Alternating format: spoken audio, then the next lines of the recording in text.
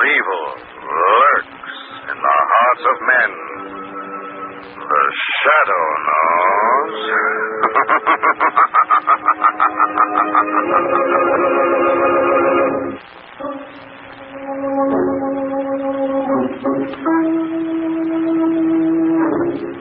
The shadow, who aids the forces of law and order, is in reality Lamont Cranston, wealthy young man about town.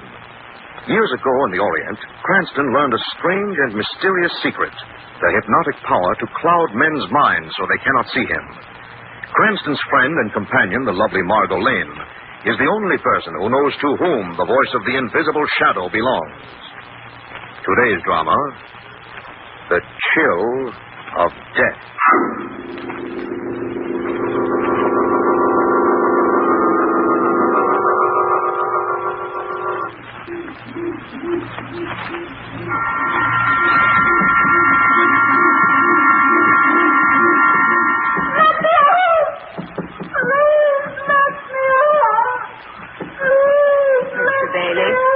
Yes, Mrs. Bailey? Please shut the upstairs door.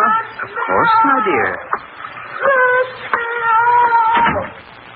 You know how terribly sensitive I am. Of course. The sound of that poor girl screaming, I couldn't stand it. Your feelings do you much credit, my dear. Mr. Bailey. Yes? Why is she screaming? The narcotic wore off a little too early. I see.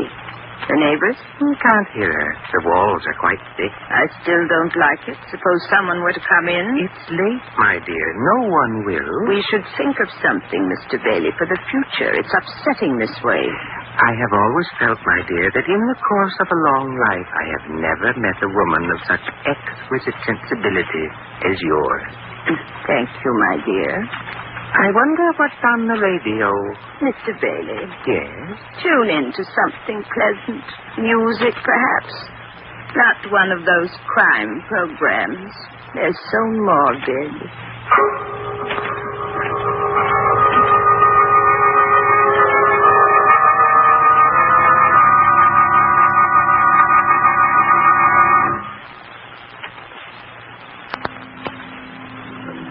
A sad occasion for you, Mrs. Bailey.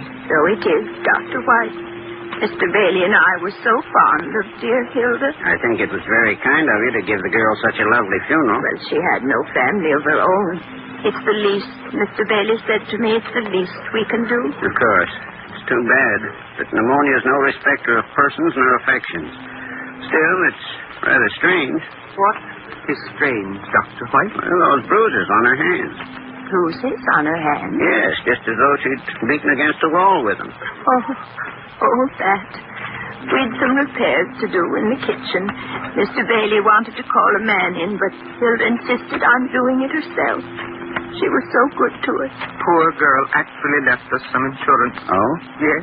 Only a few thousand, but it's the spirit that matters, isn't it? Mr. Bailey? Mr. Wilkins. The cars are ready. You can start at any time now. Thank you, Wilkins. You've been a very great help. Mrs. Bailey? Yes, we may as well start now. You know, we shall have to find another house now, Mr. Wilkins. Our home is so filled with memories of poor dear Hilda. Another house. Perhaps even in another town.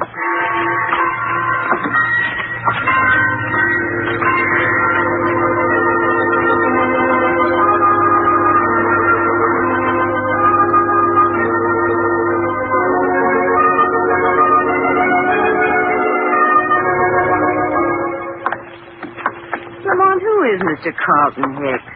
The man we're going to see. Very helpful. Oh, seriously, he's an acquaintance of mine, darling. Oh? Big insurance man. He's pretty important, too, I understand. Asked me to stop in and see him. Sounded urgent and worried. Maybe somebody forgot to pay his premium. Now, here we are. Come in. Oh, Lamont, I'm glad to see you. How are you, sir? Margaret, it's Mr. Hicks. How do you do, Mr. Hicks? Well, you sound and look as if you had something on your mind. I have. Miss Lane, Lamont, I'm vice president of the Insurance League for this part of the country. Yes? All policies are cleared through this office. Life insurance policies. No, I can't ask you to help me in my legal capacity, Lamont. Only as an old friend. I see. What in particular is bothering you, Carl? A sweet old couple named Bailey. Yes. Over a period of a few years, they've been having maid trouble. The girl's dying. How? Pneumonia. That isn't something that could be faked. No, there's no doubt at all. The girls all did die of pneumonia. There's also no doubt that all of them were insured in the Bailey's favor. I'm beginning to see what you mean. Each policy didn't amount to very much, a few $1,000s only. But together, I see. The girls were all insured with different companies and in different towns. Yes, this thing has possibilities. Will you help me get to the bottom of it, Lamont? I'll be glad to. I think the immediate question is, where are the Baileys now?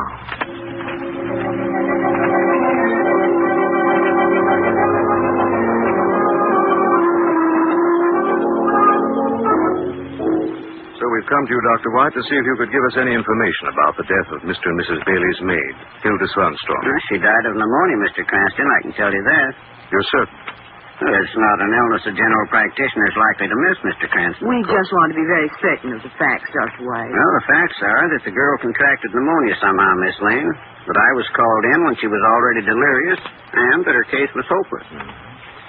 Was there anything at all odd about the circumstances or the corpse, Dr. White? Nothing, except that her hands were bruised, but the Baileys told me that she'd been making some repairs in the house.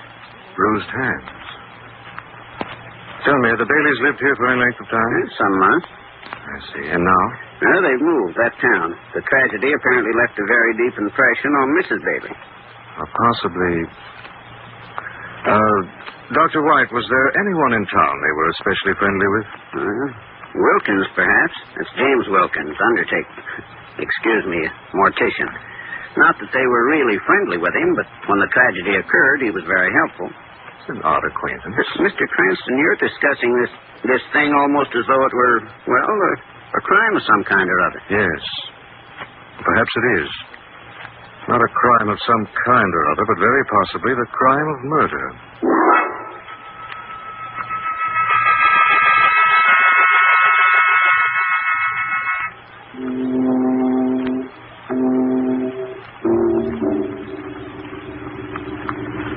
Mr. Wilkins, I hope Miss Lane and I are not keeping you from your affairs. My business is not one of great haste, Mr. Cranston. I suppose not. Mr. Wilkins, we're very much interested in the Baileys. The Baileys? Poor old soul. Yes, it was a pity about their maid, Hilda. Yes, they felt her death as though she'd been their daughter. It was very touching. Yes, I'm sure it was. Especially since it wasn't the first time a tragedy of that sort had happened to them. You knew that, of course. Yes, I mean, really? Really?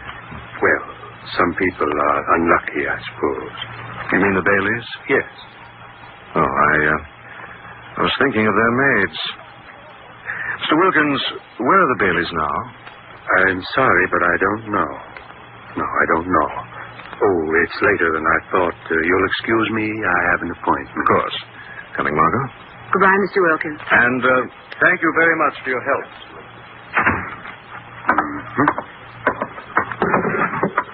This file ought to tell me. Hatcher, Bader, Baghurst. Bailey. Bailey, 458 Carlton Drive, Taylorville. Pleasant little town. Taylorville. I rather think I'd better pay the Baileys a visit.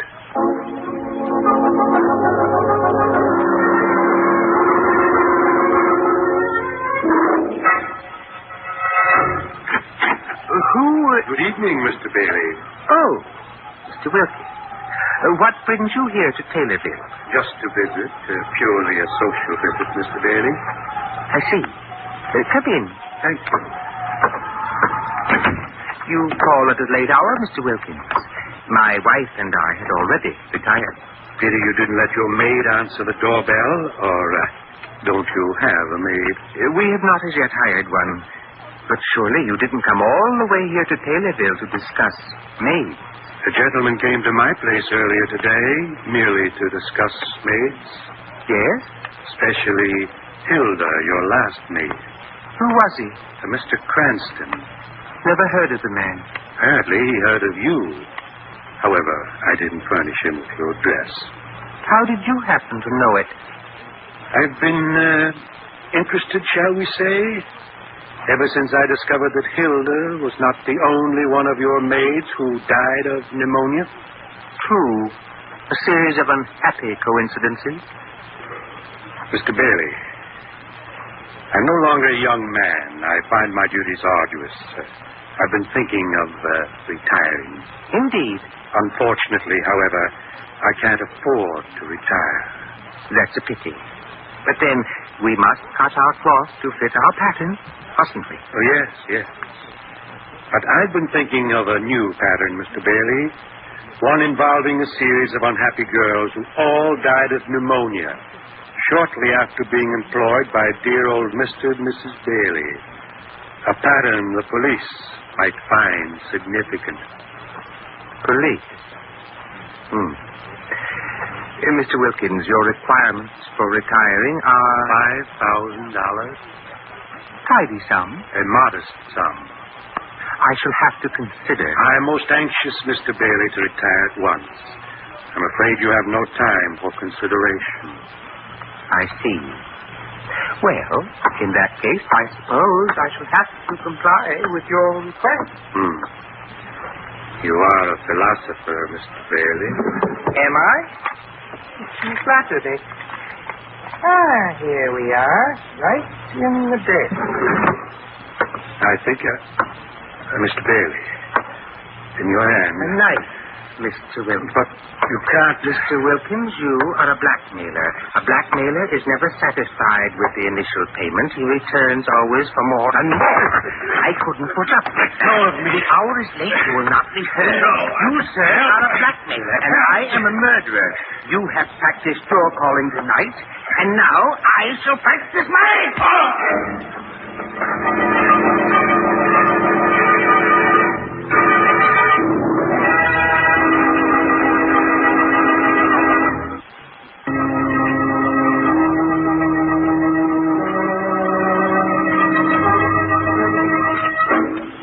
Lamont and Margot, in an attempt to solve the mystery of an insurance racket perpetrated by a seemingly kindly couple named Bailey, have traveled to Taylorville, a small upstate town. Lamont? We're not married. Well, that's right. So, you shouldn't be reading the morning paper while we're eating. I'm sorry, darling. Well, you could be a lot more convincing. At breakfast? After spending most of the night on a train? Well, there are a couple of things in the Taylorville paper of interest, Margot. Oh, like what? Report of a man found with his throat cut on the outskirts of town late last night. Oh? Who was he? I don't know. According to the paper, there was no identification on the body. I think we'll go pay a visit to the morgue. Lovely idea for an after-breakfast jaunt. What was the other item? Oh, that popped up in the classified ads. It appears that our friends, the Baileys, are advertising for a new maid.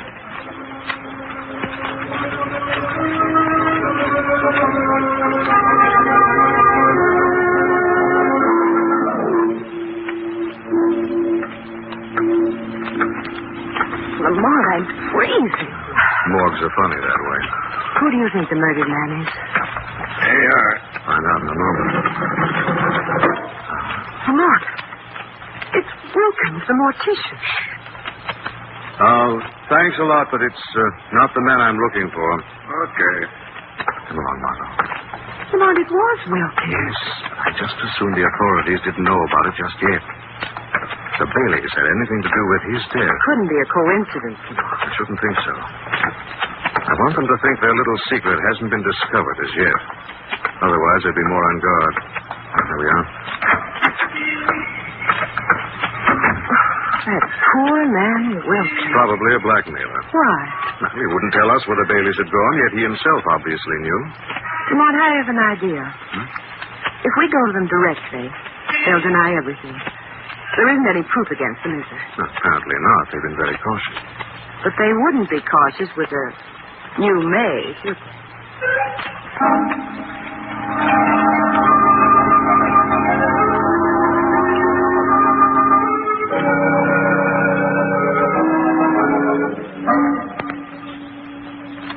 Your name's Margaret Flynn, eh? Yes, Mr. Bailey. You appear to be a pleasant girl. Have you had much experience? Not very much, sir, but I'm strong and willing to work. Good. That's the spirit. Good morning, my darling. Good morning, Mr. Bailey. This is Margaret Flynn. Mrs. Bailey. She wants to be our new maid. Oh, does Margaret really need the position? She tells me she's all alone in the world, Mrs. Bailey. Oh, poor dear. But if she stays with us, she won't be, will she? Thank you, ma'am. We have to be very careful, Margaret. You see, a maid with us isn't merely a servant. She becomes a member of the family. Yes, ma'am. We want her to be one of us, Margaret. Do you think you'd like to? Very much, ma'am. Then, Mr. Bailey, I would very much like to have Margaret be our companion. Splendid. Margaret, you're employed. Oh, thank you, sir. Mrs. Bailey will show you your room now. Oh, a moment, Margaret. Will you sign this, please? What is it, sir? Just some red tape for the government. A pen, Margaret. Yes, but it says something about insurance. Unemployment insurance, that's what it is. You need bother reading a thing full of red tape. Just sign. Yes, sir. There we are. Now you're really our maid. You've nothing to worry about anymore.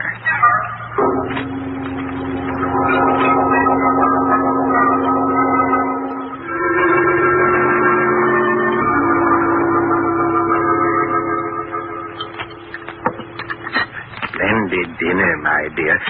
I think our new maid will work out, don't you? Mr. Bailey, I'm worried. About? We're going to find out about the late Mr. Wilkins. Eventually. I would prefer not to be in town at the time. Connection might be traced. A possibility. I had no choice. I rather think we have no time, Mr. Bailey. I've always deferred to your judgment. The policy's been entered for the girl? Oh, yes. Then perhaps she'd better contract her pneumonia tonight. Will that be all for tonight, Mrs. Bailey? That will be all the work you need do, Margaret. We'd be pleased to have you join us for a while. Thank you, ma'am. Perhaps in a glass of brandy, Mr. Bailey? At once, my dear. I never drink. Oh, nor do I, my dear. But a sip of fine brandy, that isn't really drinking. Here we are. Mrs. Bailey? Thank you. Margaret? Come now, no harm in brandy. No harm at all. Thank you, sir. Let us drink to a very happy future for all of us. A charming toast. Margaret. Oh, drink your brandy, girl. But You're being very impolite, Margaret. I'll drink it. That's a good girl. Not so bad after all, was it? No, sir. And now we'll sit here in the twilight and dream of things to come. Of the long twilight and the darkness that follows after.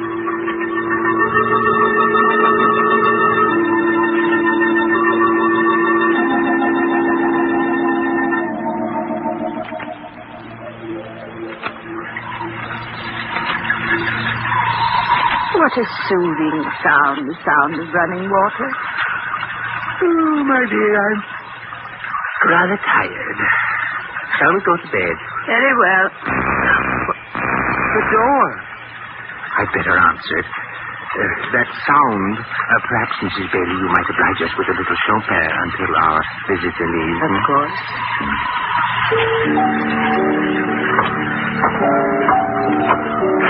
Yes? Mr. Bailey? Quite right. I've come to call on Margaret Flynn, your maid. Oh, she doesn't receive callers at this hour, sir. But it's very important that I see her. Tomorrow will do as well. Besides, the girl's ill. Oh? Cold, I think. But I hope in the morning. So do I. Good night, sir. Good night.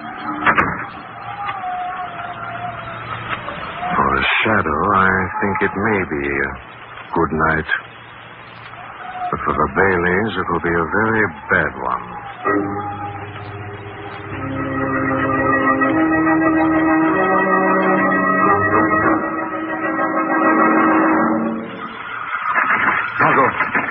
Margot! Margot!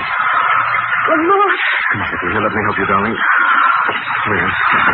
Lamont, they gave me brandy and I lost consciousness and they put me in there and I'm cold. My clothes are so wet. They've gone to bed. I slipped in the back way. Oh. Hop into your bedroom, change into dry things, but keep the wet clothes.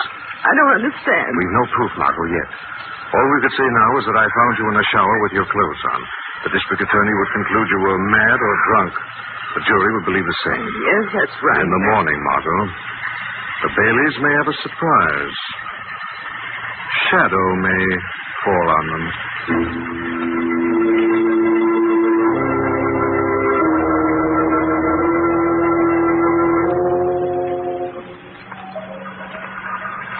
Well, Mrs. Bailey, how is the girl? How is she this morning? Just a moment. There now. Water's off. Bailey, something's the matter. What? Girl isn't sick. Oh. I had a feeling. Oh. Not at all, Mr. Bailey. What was that? I said nothing. You did. Oh, no, Mr. Bailey. It was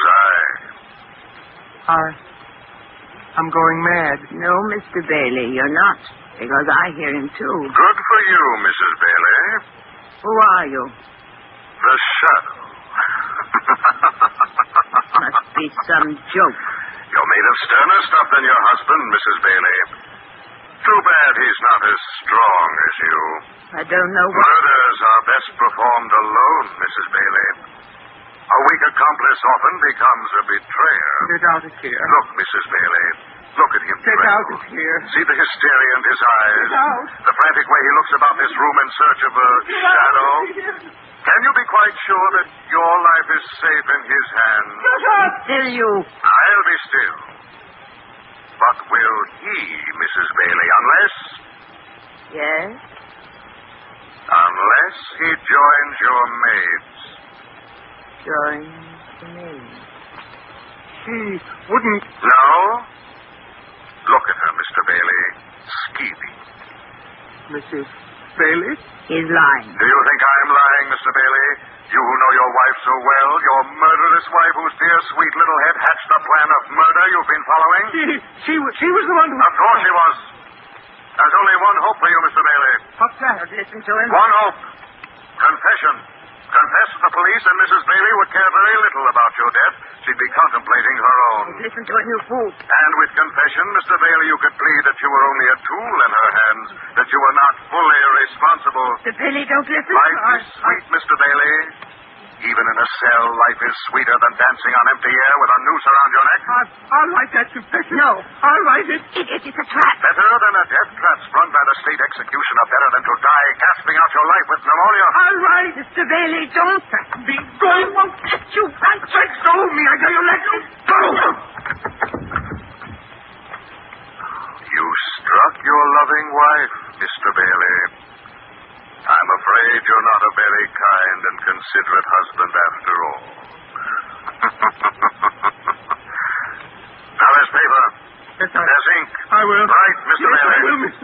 Yes, I will. Names, places, dates. Yes. Write, Mr. Bailey. Write.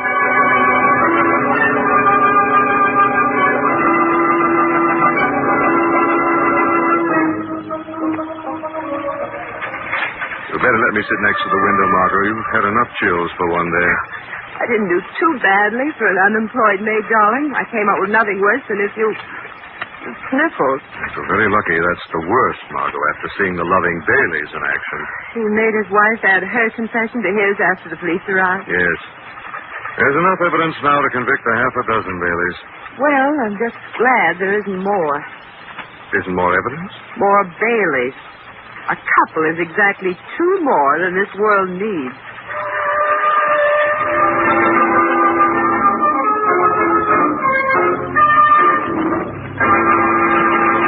The weed of crime bears bitter fruit. Crime does not pay. The shadow knows.